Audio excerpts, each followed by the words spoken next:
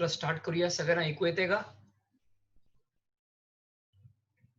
सगळ्यांना मी काय बोलतोय ते ऐकू येत आहे?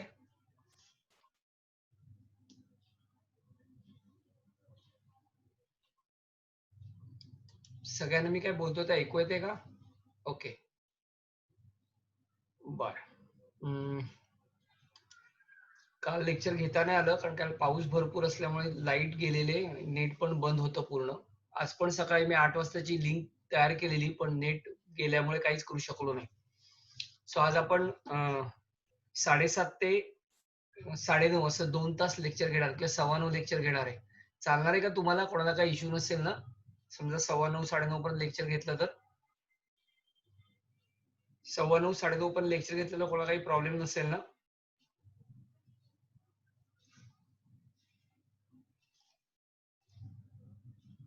कोणाला काही प्रॉब्लेम नसेल ना? 8:30 9:30 पण 9:15 पर्यंत घेतलं तर चालणार आहे ना तुम्हाला? का मी कमी वेळ घेऊ?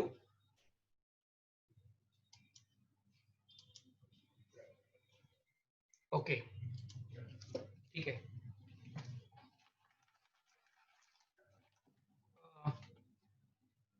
बघा, लास्ट लेक्चरला ना आपण मेल रिप्युटी सिस्टीम संपवलेली. मेल रिप्युटी सिस्टीम आपली झालेली होती. मेल रिप्युटी सिस्टीम मध्ये आपण हिस्टॉलॉजी ऑफ टेस्टीज बघितलेलं आणि हिस्टॉलॉजी टेस्टीज मध्ये स्पर्मॅटोजेनेसिसची प्रोसेस होते आणि त्यापासून स्पर्म तयार होतात.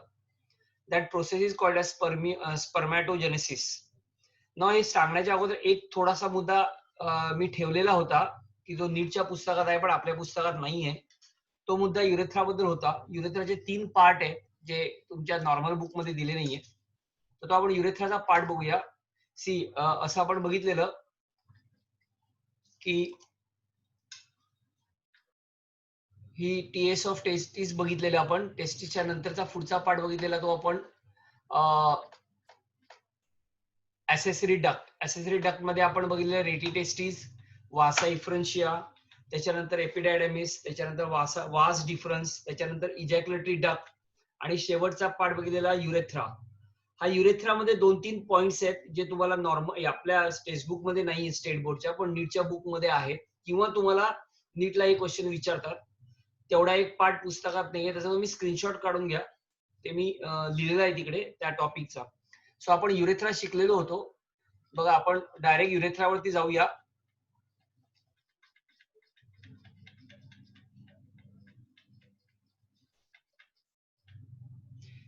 urethra, you know that urethra is a common passage for carrying urine as well as semen, and that's why urethra is called as urinogenital duct. Now urethra he passage and त्याच्यावर पेनिसचा part येतो. Okay, so next part is in male, the urethra is a long tube extend through the penis, or urethra is a 20 centimeter long duct passing through penis and open at its anterior tip. पेनिसच्या anterior tip ला ते open होते. Now it open to outside by opening called as urethral meatus or urethral orifice. म्हणजे पेनिसचं opening जिकडनं urine pass होते, जिकडनं cement बाहेर येतो, त्या ओपनिंगला urethral ओरिफियस असं म्हणतात. Now all the accessory duct except urethra are present in pairs. सगळे duct pair मध्ये आहेत except urethra. Urethra is a long 20 centimeter unpaired duct. Okay, now the urethra is a 20 centimeter long duct which run through penis and open at its tip. It consists of 3 parts. युरेथ्राचे 3 part मध्ये divide होतं. बघा, युरेथ्राचा वरचा जो part आहे, आपण system, एक minute हा, आपण सिस्टीम जर बघितली मेल रिप्रोडक्टिव्ह सिस्टीम, तर तुमच्या लक्षात येईल की हा बघा, ही शॉर्ट मध्ये काढलेली बघा, ही युरिनरी ब्लॅडर आहे. हा सगळा युरिनरी ब्लॅडर आहे आणि युरिनरी ब्लॅडर कंटिन्यू होतो युरेथ्रामध्ये. हा सगळा युरेथ्रा आहे. तर हा जो काही युरेथ्रा आहे ह्याच्या वरचा पार्ट, युरेथ्राला कव्हर केलेला अर्धा पार्ट आहे तो म्हणजे पेनिसचा आहे. आतली जी डक्ट आहे, नळी आहे, ट्यूब आहे, that is called as urethra. But that this urethra is divided to 3 parts. The part of the urethra, इथपासून इथपर्यंत युरेथ्रा आहे, पण जो युरेथ्राचा पार्ट प्रोस्टेट ग्लँडशी कव्हर केलेला आहे, म्हणजे युरेथ्राचा जो पार्ट प्रोस्टेट ग्लँड मध्ये येतो, बघा ही प्रोस्टेट ग्लँड आहे.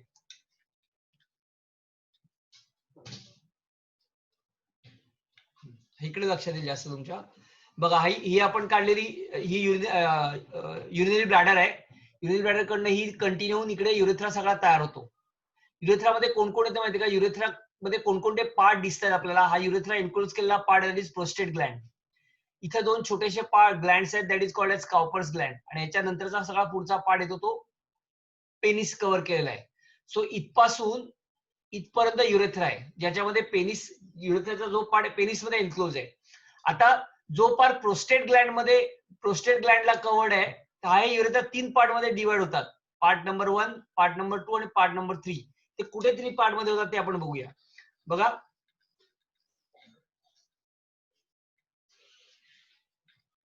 so urethra is a 20 centimeter long duct which run through penis and open at its tip.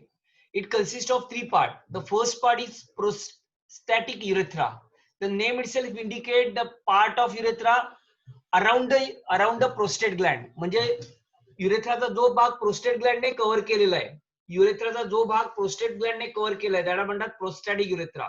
तिसरा आहे तो मेम्ब्रेनस युरेथ्रा. हा मधला भाग आहे जिकडे बल्बो युरेथ्रल ग्लँड किंवा काउपर्स ग्लँड आहे, त्याला मेम्ब्रेनस युरेथ्रा म्हणतात. आणि तिसरा जो पार्ट आहे ज्याने पेनिस कव्हर केलेला आहे, युरेथ्राचा जो पार्टला पेनिसने कव्हर केलेला आहे, that is called as penile urethra. So there are 3 parts of urethra. First one is prostatic urethra. Now what is prostatic urethra? The first part of the urethra surrounded by prostate gland. Prostate gland ने surround केलेला part म्हणजे prostate युरेथ्राचा part. जो युरेथ्राच्या पार्टला prostate ग्लँडने cover केलाय, surround केलाय, that is called as prostatic urethra. Function it carry urine only. बघा, युरिनरी ब्लॅडर मधून येणारं युरिन ह्याच्यात येतं, पुढे प्रोस्टॅटिक युरेथ्रा मध्ये येतं. Second part is called as membranous urethra. Now the membranous urethra is the middle part, or you can say second part of the urethra, situated between the end of prostate gland. Prostate gland ची end आणि पेनिसची route, म्हणजे penis इकडे सुरुवात होते ती सुरुवात आणि prostate Gland इकडे संपते तो मधला part, that is called as membranous urethra. And function it carry both urine and semen. बघा, आता इकडनं समायनल फ्लुइड सिमेन घेऊन, समायनल फ्लुइड घेऊन येणार, प्रोस्टेट ग्लँडचं फ्लुइड असणार आणि युरिन आणि स्पर्म्स असणार, म्हणून इट कॅरी प्लस युरिन ब्लॅडरकडनं युरिन पण येणार. सो बोथ दोन्ही गोष्टी इकडे येतात म्हणून त्याला म्हणतात it carry both urine and semen. Now तिसरा जो पार्ट आहे that part is called as penile urethra. The third part of urethra situated in the penis. Penis मध्ये सिच्युएट केलेला part that is called as penile urethra. It carry both urine and semen. इकडनं पण urine आणि semen carry केलं जातं. Now the urethra has 2 sphincter. आता याला 2 splinter आहेत. एक स्प्लिंटर असतो तो म्हणजे internal sphincter made up of smooth muscle fibre, and second one is external sphincter made up of striated muscle fibre. 2 sphincter असतात हे सगळं गार्ड करायला. एक आहे इंटरनल स्प्लिंटर, दुसरा एक्सटर्नल स्प्लिंटर. आपण डायग्रामॅटिक बघूया. हा डायग्राम कुठे नाहीये, मी तयार केलेला आहे. बघा, समजा हा आपला असं धरून चला की हा युरेथ्रा आहे, एंटायर युरेथ्रा. या युरेथ्रामध्ये 3 पार्ट आहेत. पहिला जो पार्ट आहे, पहिला युरेथ्रा आहे, त्याला म्हणतात प्रोस्टॅटिक युरेथ्रा. म्हणजे इकडे इथं युरिनरी ब्लॅडर तयार असणार आहे, सॉरी इथे प्रोस्टेट ग्लँड असणार आहे. इकडे या भागाला सगळी प्रोस्टेट ग्लँड असणार आणि याच्यावर युरिनरी ब्लॅडर आहे. सो जो भाग प्रोस्टेट ग्लँडने कव्हर केलेला आहे, युरेथ्राचा जो भाग प्रोस्टेट ग्लँडने कव्हर केलाय that is called as prostatic urethra. मधला जो पार्ट आहे that is called as membranous urethra. Membranous urethra म्हणजे काय, तर इकडनं पेनिस चालू होतं, त्याच्यावरच इकडनं पेनिस चालू होतं सगळं. सो म्हणून हा म्हणणार पेनिसची रूट, पेनिसचं रूट आणि प्रोस्टेट ग्लँडची एंड, याच्या मधला जो पार्ट आहे जिकडे 2 ग्लँड्स असतात पी शेप, ज्याला आपण काउपर्स ग्लँड म्हणतो किंवा बल्बो युरेथ्रल ग्लँड म्हणतो, तो पार्ट म्हणजे मेम्ब्रेनस युरेथ्रा. आणि तिसरा पार्ट आहे तो म्हणजे पेनिल युरेथ्रा, जिकडे पेनिस कव्हर केलं असतं, that part is called as penile urethra. So युरेथ्राचे 3 पार्ट आहेत. कुठले कुठले 3 part? The first part is prostatic urethra, second part is membranous urethra and third part is penile urethra. Is it clear? हा extra part आहे, हा part पुस्तकात नाहीये पण नीटला आहे. So understood or not? Urethra मी काय सांगितलं ते कळलं का तुम्हाला? युरेथ्राचे 3 पार्ट तुम्हाला समजले का? परत रिपीट करायला पाहिजे?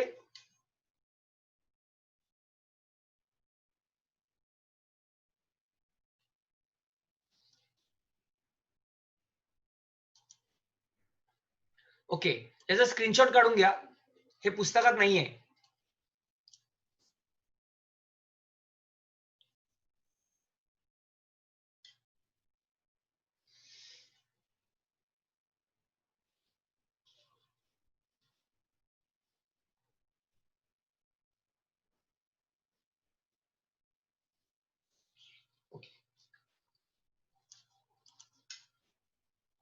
दुसरा पण हे करून घ्या screenshot.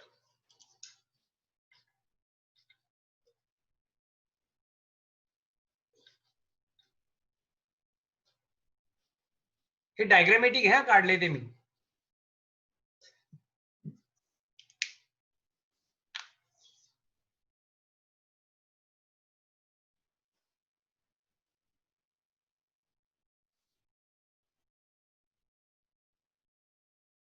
Done.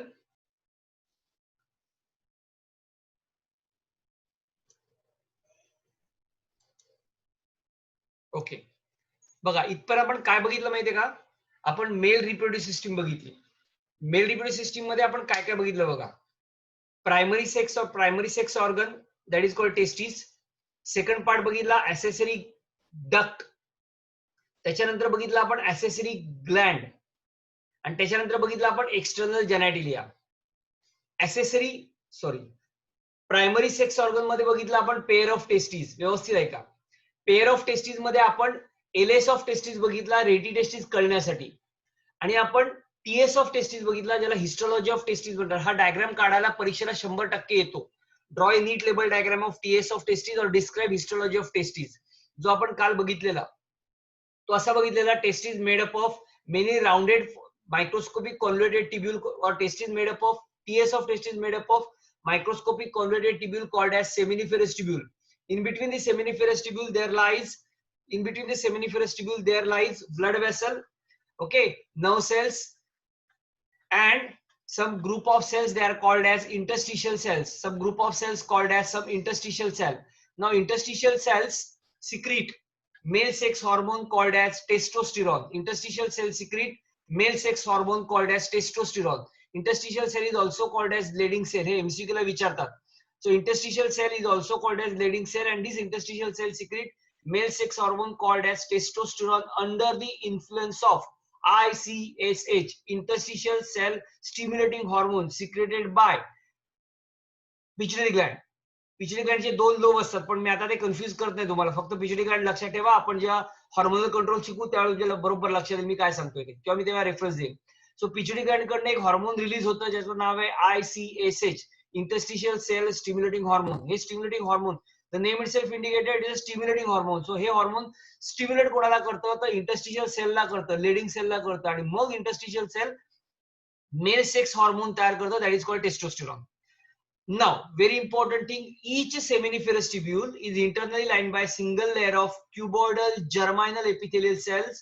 Cuboidal germinal epithelial cells base on or rest on basement membrane. Cuboidal germinal epithelial cells undergoes spermatogenesis to form spermatogonia, primary, secondary spermatocytes, and spermatids. Cuboidal germinal epithelial cells हे सगळे undergo spermatogenesis to form spermatogonia. काय काय तयार होतं जर्माइनल epithelial cells पासून, क्युबॉइडल जर्माइनल epithelial cells पासून पहिलं तयार होतं स्पर्मॅटोगोनिया, मग तयार होतं प्रायमरी स्पर्मॅटोसाइट्स, मग तयार होतं सेकंडरी स्पर्मॅटोसाइट्स, मग तयार होतं स्पर्मॅटिड्स.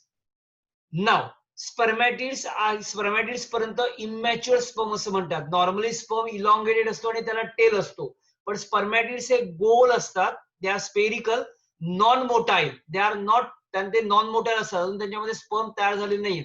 इमॅच्युअर स्पर्म आहेत. हे मॅच्युअर होतात. कसे मॅच्युअर होतात तर जर्माइनल एपिथेलियल सेल्सच्या मध्ये elongated polygonal or you can say pyramidal cells are there. in between the germinal epithelial cells, or you can say germinal epithelial cells are interrupted by polygonal cells, or you can say pyramidal cells called as cells of Sertoli. Another name of cells of Sertoli is called nurse cell, NURSE, nurse cell. Now whatever the immature sperm, whatever the immature sperm get attached, जे काही immature sperm तयार झालेले आहेत, the immature sperm they are called as spermatids. So all spermatids get attached to the cells of Sertoli, from which it get nourishment and become mature. ते mature कसे होतात, ते सगळे immature spermatids हे cells of Sertoli ला connect होतात, attach होतात, तिकडनं ते न्यूट्रिएंट घेतात आणि मॅच्युअर होतात. ही जी काय अख्खी प्रोसेस आहे, process is nothing but the formation of sperm from or spermatozoa from germinal epithelial cells or you can say primordial cells. या प्रोसेसला स्पर्मॅटोजेनेसिस असं म्हणतात. जसं मेल मध्ये स्पर्मॅटोजेनेसिस होतं तसं फिमेल मध्ये सुद्धा ओव्हरीपासून एक तयार होतं, त्याला oogenesis असं म्हणतात. स्पर्मॅटोजेनेसिस आणि oogenesis या दोन्ही प्रोसेस एका हेडिंगच्या खाली येतात, that is called as gametogenesis. So gametogenesis made up of और gametogenesis are nothing but the spermatogenesis and oogenesis. पुस्तकामध्ये गॅमेटोजेनेसिस हा टॉपिक दिलेला आहे, ज्याच्यामध्ये स्पर्मॅटोजेनेसिस आणि oogenesis एका बाजूला दाखवलेलं आहे. आपल्याला सोपं पडावं म्हणून स्पर्मॅटोजेनेसिस मी वेगळा घेतलाय, जो आपण मेल रिप्रोडक्टिव्ह सिस्टीम मध्ये शिकणार आहोत, आणि oogenesis आपण सेपरेट घेतलाय, तो आपण फिमेल रिप्रोडक्टिव्ह सिस्टीम मध्ये शिकणार आहोत. कारण याचं कंटिन्युएशन आहे, टीएस ऑफ टेस्टिस मध्ये होणाऱ्या स्पर्मॅटोजेनेसिस आता पुढे आपण कंटिन्युएशन बघणार आहोत, म्हणून आपण हे दोघे आयसोलेट केलेत, म्हणजे वेगळे केलेत. जर परीक्षेमध्ये गॅमेटोजेनेसिस असा पूर्ण प्रश्न जर विचारला तर दोन्ही तुम्हाला एकत्र करावे लागतील. नॉर्मली असे येण्याचे चान्सेस कमी आहेत, कारण हा मोठा प्रश्न आहे. तुमच्याकडे जास्तीत जास्त प्रश्न विचारण्याची मार्काला 4 मार्काला आहे प्रश्न, त्यामुळे एवढे दोन्ही क्वेश्चन एकत्र येणार नाहीत, पण दोन्ही क्वेश्चनच्या एकत्रीवरती काहीतरी क्वेश्चन विचारू शकतील. अख्खं डिस्क्रिप्शन याचे चान्सेस कमी आहेत, किंवा डायग्राम विचारतील. इकडे घेताना आपण हे वेगळं घेतले. तर आता हे जे टीएस ऑफ टेस्टिस मध्ये स्पर्मॅटोजेनेसिसची प्रोसेस नक्की कशी होते, हॅप्लॉइड सेल पासून डिप्लॉइड जर्मिनल एपिथेलियल सेल्स पासून हॅप्लॉइड स्पर्म कसा तयार होतो, ती आपण प्रोसेस बघणार आहोत, spermatogenesis under the heading of gametogenesis. Understood? So आता बघा आपण जाऊया ह्या स्पर्मॅटोजेनेसिस कडे, जी पुढची प्रोसेस आहे.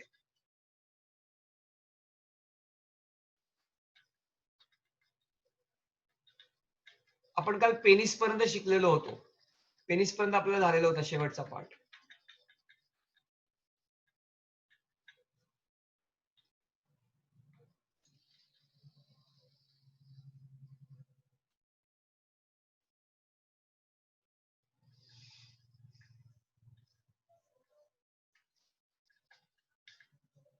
So now we start with gametogenesis. So name itself indicate that gameto means gamete.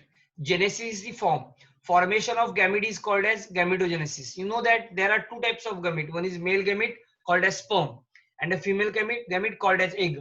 So formation of sperm from seminiferous tubule is called as spermatogenesis, and formation of egg from ovary is called as or germinal epithelial cells of the ovary, ज्याला primordial cell पण असं म्हणतात किंवा germ cell असं पण म्हणतात. तर germ sale किंवा प्रायमोडियल सेल पासून मध्ये असलेल्या ओव्हरी पासून ओव्हरी पासून एग तयार होण्याच्या प्रोसेसला oogenesis म्हणतात, आणि सेमिनिफरस ट्यूब्यूल मध्ये असलेल्या जर्मिनल एपिथेलियल सेल्स पासून स्पर्म तयार होण्याच्या प्रोसेसला स्पर्मॅटोजेनेसिस म्हणतात. So what is gametogenesis? The gametogenesis is the process of formation of gametes in sexually reproducing animals. Now, the male gamete is sperm and the female gamete is ovum or egg. The gamete are formed from primordial germ cells of gonads.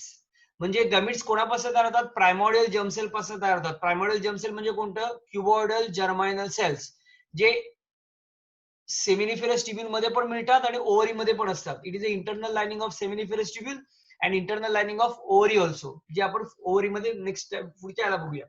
So now there are two types of gametogenesis. One is spermatogenesis and second one is oogenesis. Now we start with spermatogenesis.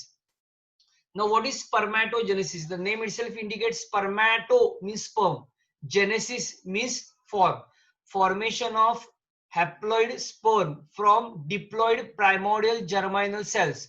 Diploid primordial cells पासून haploid sperm तयार होण्याच्या प्रोसेसला spermatogenesis असं म्हणतात. बघा, the process of formation of male gamete sperm और it is also called as spermatozoa. Actually इकडे haploid द्यायला पाहिजे पण त्यांनी दिलं नाहीये. Spermatozoa from germinal epithelium, germinal epithelium is 2n, spermatozoa is n, of testis is called as spermatogenesis. Now at the onset of puberty म्हणजे secondary sexual characters जेव्हा develop व्हायची प्रोसेस आहे, ती कशी होते तर आपल्या पिट्युटरी ग्लँड च्या वर अजून एक पार्ट असतो जो ब्रेनचा पार्ट, याला हायपोथॅलॅमस म्हणतात. मागच्या वेळेला आपण मी लेक्चरला तुम्हाला हे सगळं दाखवलं होतं बघा. पिट्युटरी ग्लँडच्या वर म्हणजे आपण त्यावेळेला बापाचा बाप असा शब्द वापरला तिकडे, म्हणजे आजोबा. त्या पिट्युटरी ग्लँडच्या वर अजून एक ग्लँड असते ज्याला हायपोथॅलॅमस असं म्हणतात. आणि पिट्युटरी ग्लँडला जरी आपण मास्टर एंडोक्राइन ग्लँड म्हटलं तरी पिट्युटरी ग्लँडला वर कंट्रोल करणारी हायपोथॅलॅमस आहे. या हायपोथॅलॅमस मधनं वेगवेगळे रिलीजिंग फॅक्टर तयार होतात, त्याला आरएच म्हणतात. मग वेगवेगळ्या हॉर्मोनचे वेगवेगळे आरएच आहेत. समजा थायरॉइडचं असेल तर टीआरएच होणार, थायरॉइड रिलीजिंग फॅक्टर. मग त्याचा कॉन्सेप्ट, मग हे थायरॉइड रिलीजिंग फॅक्टर पिच्युटरी ग्लँडला स्टिम्युलेट करणार, मग पिच्युटरी ग्लँड टीएसएच तयार करणार, मग टीएसएच थायरॉइड ग्लँडला स्टिम्युलेट करणार, मग थायरॉइड ग्लँड थायरॉक्सिन तयार करणार. तसंच थायरॉक्सिन जास्त झालं तर कमी करायला जसं आरएच आहे तसं आयएच आहे, म्हणजे इनहिबिटिंग फॅक्टर, आयएफ म्हणतात तिला, किंवा आयएफ म्हणतात, म्हणजे रिलीज इनहिबिटिंग फॅक्टर. सो आता हे जे काय प्युबिरिटी जे होतं, सेकंडरी सेक्शुअल कॅरेक्टर होतं, तेव्हा काय होणार, hypothalamus begin secrete gonadotropin releasing hormone, त्याला जीएनआरएच म्हणतात. जीएनआरएच म्हणजे गोनॅडोट्रोपिन, म्हणजे दोन्ही आले याच्यामध्ये, मेल मध्ये पण फिमेल मध्ये, कलेक्टिव्ह त्याला जीएनआरएच म्हणतात. सो जीएनआरएच गोनॅडोट्रोपिन रिलीजिंग हॉर्मोन किंवा गोनॅडोट्रोपिक हॉर्मोन असं पण म्हणतात. इच इनिशिएट, काय करतं, इनिशिएट म्हणजे to restimulate, initiate the significant increase in secretion of FSH, follicle stimulating hormone, which induce spermatogenesis. FSH तयार होतं पिच्युटरी ग्लँड पासून. बघा मी परत सांगतो, हायपोथॅलॅमस GnRH नावाचं रिलीजिंग हॉर्मोन रिलीज करतं. हे रिलीजिंग हॉर्मोन पिच्युटरी ग्लँडला स्टिम्युलेट करतं, आणि पिच्युटरी ग्लँड मग आपले हॉर्मोन्स तयार करतात. त्यातलं एक हॉर्मोन आहे FSH. हे दोघांमध्ये रिलीज होतं, मेल मध्ये पण आणि फिमेल मध्ये पण. Follicle stimulating hormone release in female also, it is release in male also. Male मध्ये रिस्पॉन्सिबल आहे जर्मायनल सेल्स पासून स्पर्म तयार करण्यासाठी, हे FSH हॉर्मोन. आणि फिमेल मध्ये FSH हॉर्मोन रिस्पॉन्सिबल आहे जर्मायनल एपिथेलियल सेल्सच्या ओव्हरीपासून एक तयार करायला. त्यामुळे FSH दोघांमध्ये रिलीज होतं. That's name of the FSH name is follicle stimulating hormone. So this follicle stimulating hormone FSH which induce spermatogenesis, म्हणजे spermatogenesis ची प्रोसेस कोणामुळे होते, under the secretion of or under the stimulation of FSH, follicle stimulating hormone. Now each seminiferous tubule is lined by a single layer of cuboidal epithelial cells called as germinal epithelium, जे आपण मागच्या केस of testing मध्ये बघितलेलं. The cells of the germinal epithelium undergo spermatogenesis to produce sperm. Process of spermatogenesis takes place in two steps. दोन step मध्ये स्पर्मॅटोजेनेसिसची process होते. पहिली step आहे फॉर्मेशन ऑफ स्पर्मॅटिड्स, आपण बघितलेलं बघा, पहिले स्पर्मॅटिड तयार होतात आणि मग स्पर्मॅटिड पासून स्पर्म तयार होतात. And second one is called as spermiogenesis. हे स्पर्मॅटोजेनेसिस आहे, हे स्पर्मिओजेनेसिस आहे. स्पर्मिओजेनेसिस याचा अर्थ स्पर्मॅटिड पासून स्पर्म तयार होणं. इमॅच्युअर स्पर्मॅटिड्स पासून मॅच्युअर्ड स्पर्म तयार होण्याच्या प्रोसेसला स्पर्मिओजेनेसिस असं म्हणतात. आणि फॉर्मेशन ऑफ स्पर्मॅटिड आणि स्पर्मिओजेनेसिसला कलेक्टिव्हली एकत्ररित्या स्पर्मॅटोजेनेसिस म्हणतात. हे स्पर्मॅटोजेनेसिस आहे, हे स्पर्मिओजेनेसिस आहे, कन्फ्युज होऊ नका. स्पर्मॅटोजेनेसिस दोन फेज मध्ये होतं, दोन स्टेप मध्ये होतं. पहिले स्पर्मॅटिड फॉर्म होतात, म्हणजे इमॅच्युअर स्पर्म तयार होतात, आणि मग इमॅच्युअर स्पर्म मॅच्युअर होण्याच्या प्रोसेसला स्पर्मिओजेनेसिस म्हणतात. तर आता एक एक स्टेप आपण बघूया. फॉर्मेशन ऑफ स्पर्मॅटिड्स पहिलं बघूया, आणि मग स्पर्मिओजेनेसिस बघूया. इथपर्यंत सांगितलेलं सगळ्यांना क्लिअर झालंय का? तर पुढे जाऊया आपण, कारण हा थोडासा किचकट पार्ट आहे. अंडरस्टूड व्हॉट आय से? मी जे आतापर्यंत सांगितलं ते सगळ्यांना क्लिअर झालं का? काही कोणाला डाऊट असेल तर प्लीज मला सांगा.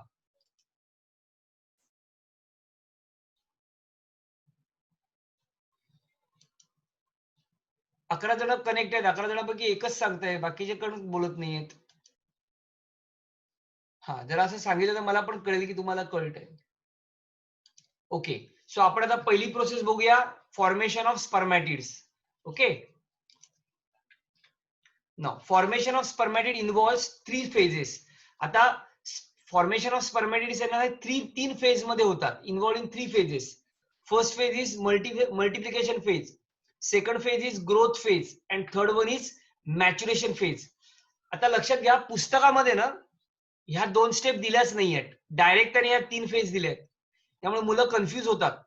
It involves formation of spermatids, formation of spermatids नाही पाहिजे, formation of spermatids involve in 3 phases असं डायरेक्ट दिलेलं आहे. कळलं का? हे दिलंच नाहीये, पण हे माहित पाहिजे. पहिलं फॉर्मेशन ऑफ स्पर्मॅटिड्स तयार होतं आणि मग स्पर्मिओजेनेसिस तयार होतं, हे पुस्तकात दिलेलं नाहीये. तर ह्याचा एक स्क्रीनशॉट काढून घ्या, म्हणजे तुमच्या लक्षात येईल, किंवा तुम्हाला लिंक मिळेल त्याची.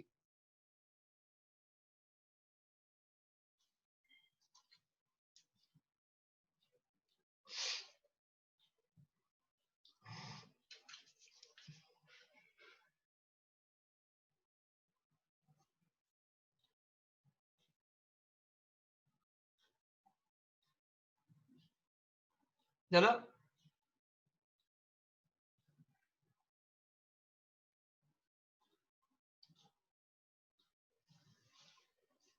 काढलं screenshot?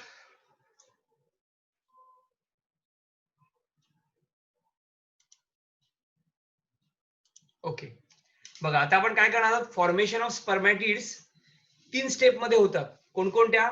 Multiplication phase, growth phase आणि maturation phase. So maturation phase मध्ये तयार होणार स्पर्मॅटिड्स आणि या स्पर्मॅटिड्स मध्ये नंतर होणार स्पर्मिओजेनेसिस, ज्याच्यामुळे स्पर्म तयार होणार. सो आपण स्पर्मॅटिड्स 3 फेज मध्ये डिवाइड होते. पहिली आहे मल्टिप्लिकेशन फेज, बघून घेऊ आपण. बघा काय होतं बघा. मुळात ना ही फेज मी दाखवली आहे. आता आपण याचे तुकडे तुकडे करून शिकणार आहोत.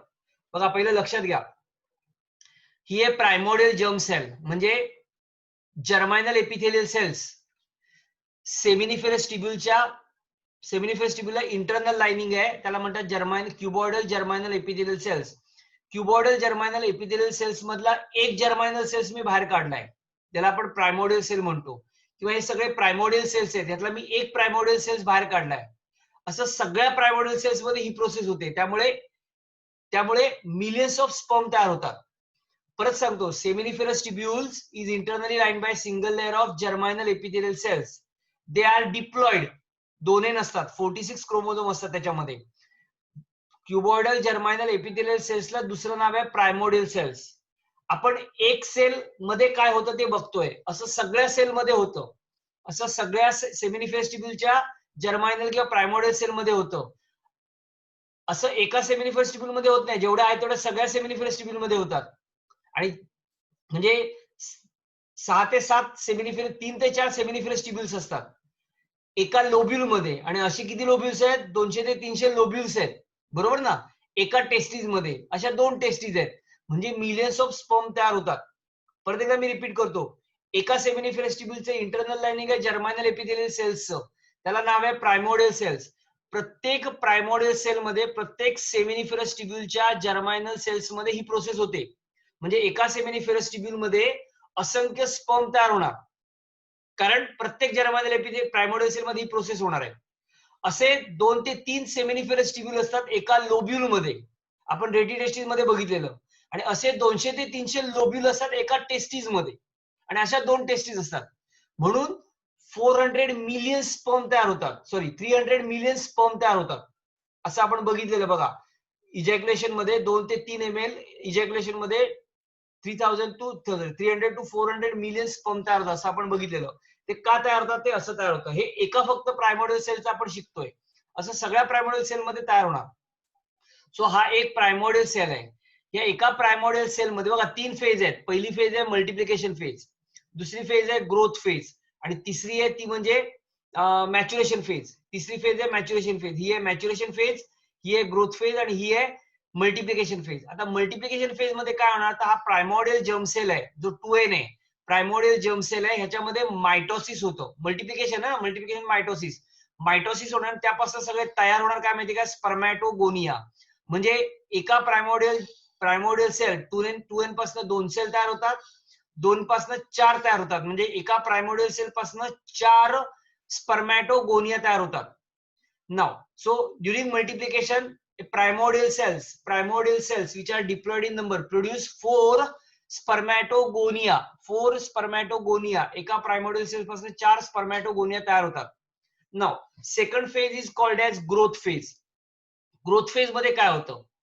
नाउ ईच स्पर्मॅटोगोनिया, मी हा एकच स्पर्मॅटोगोनिया मोठा केलाय, असे सगळ्यांमध्ये होणार. जसं ह्याच्यामध्ये सगळं होतं, एकापासून सगळं जसं होतं ना, तसं इथे पण होणार, इथं पण होणार, इथं पण होणार. 4 सेल मध्ये होतं, पण एक्झाम्पल म्हणून आपण एकच घेतलं, इकडे दाखवायला जागा नाही म्हणून.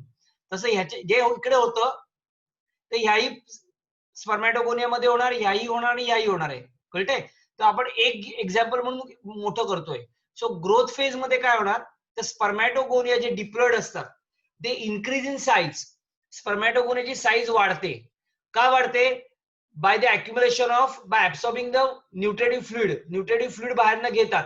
म्हणजे फ्रुक्टोज बिक्टोज जे काय आपण मगाशी बघितलं सिमेन मध्ये असतं, हे सगळं सिमेन मध्ये नाही म्हणत मी, त्या सेमिनिफेरस ट्यूब्यूल मध्ये असतं, हे सगळं घेतात. आणि घेतल्यामुळे न्यूट्रिटिव्ह फ्लुइड त्या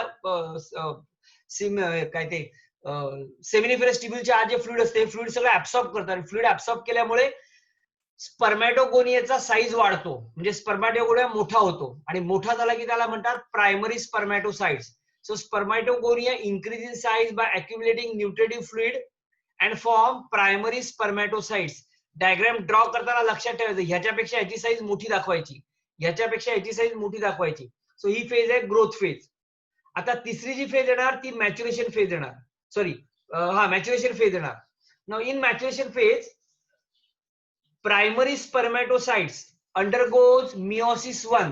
Now listen, meiosis 1 is a reduction division and meiosis 2 is a mitosis. So primary spermatocytes मध्ये meiosis होणार आणि meiosis होऊन त्यापासून दोन हॅप्लॉइड सेकंडरी स्पर्मॅटोसाइट्स तयार होणार. दोन हॅप्लॉइड सेकंडरी स्पर्मॅटोसाइट्स तयार होणार. प्रत्येक secondary spermatocytes undergoes meiosis 2. Now meiosis 2 is mitosis. इथं क्रोमोझोमचा नंबर हाफ झाला, इथं 2n पासून nn तयार झाले. ही झाली reduction division. Meiosis 1 is a reduction division. आता रिडक्शन डिव्हिजन झाल्यानंतर मिओसिस 1 च्या नंतर मिओसिस 2 आहे. मिओसिस 2 म्हणजे मायटोसिस. मायटोसिसच्या प्रोसेस मध्ये क्रोमोझोमचा नंबर मेंटेन राहतो. सो ऑब्विसली एका सेल पासून एका सेकंडरी स्पर्मॅटोसाइट पासून दोन स्पर्मॅटोसाइट तयार झाल्या. दोन स्पर्मॅटिड्स तयार झाले. दोन स्पर्मॅटिड तयार झाले ज्याचा नंबर सेम होता. इथं एन आहे, इथं पण एन आले. दोन्ही स्पर्मॅटिड मध्ये एन आले. तसाच सेकंडरी स्पर्मॅटोसाइट्स मध्ये पण मिओसिस 2 होऊन मिओसिस 2 इज मायटोसिस होऊन दोन स्पर्मॅटिड तयार झाले, त्याचा पण नंबर एन असणार. हे इथपर्यंत झाले सगळे इमॅच्युअर स्पर्म. ओके, हे सगळे इमॅच्युअर स्पर्म आहेत. इथपर्यंत जी प्रोसेस आहे या प्रोसेसला आपण फॉर्मेशन ऑफ स्पर्मॅटिड्स म्हणतो. आता ह्याच्या नंतर जी प्रोसेस होते सगळी खाली, that is called as spermiogenesis. याचा अर्थ स्पर्मॅटिड्स पासून, spermatids are rounded non motile haploid gamete. Spermatozoa are motile elongated haploid gamete. हा दोघांमध्ये फरक आहे. हे नॉन मोटाइल आहेत म्हणजे ते इमॅच्युअर्ड आहेत. इमॅच्युअर स्पर्मॅटिड पासून मॅच्युअर स्पर्म किंवा स्पर्मॅटोझोआ तयार होण्याच्या प्रोसेसला म्हणतात स्पर्मिओजेनेसिस. आणि याच्या अगोदरची सगळी आपण जी प्रोसेस बघितली ती फॉर्मेशन ऑफ स्पर्मॅटिड्स, जी 3 फेज मध्ये डिवाइड होते. मल्टिप्लिकेशन फेज, ग्रोथ फेज आणि मॅच्युरेशन फेज. ओके, नाव आता काय होणार बघा. म्हणजे थोडक्यात एका प्रायमोडियल सेल पासून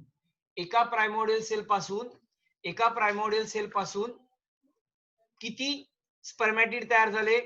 एका प्रायमोडियल सेल पासून किती स्पर्मॅटिड तयार झाले? 4. एका प्रायमोडियल सेल पासून किती स्पर्मॅटिड तयार झाले? 4. किंवा आपण असं म्हणू शकतो एका प्रायमोडियल सेल पासून किती स्पर्मॅटोझोआ स्पर्म तयार होतील? 4. मग एकापासून 4 तयार झाले. सॉरी चुकून बोललो मी. एका स्पर्मॅटोगोनियापासून किती तयार झाले? 4 स्पर्मॅटोझोआ तयार झाले, 4 स्पर्मॅटिड तयार झाले. मग मला सांगा सिंगल प्रायमोडियल सेल पासून किती स्पर्मॅ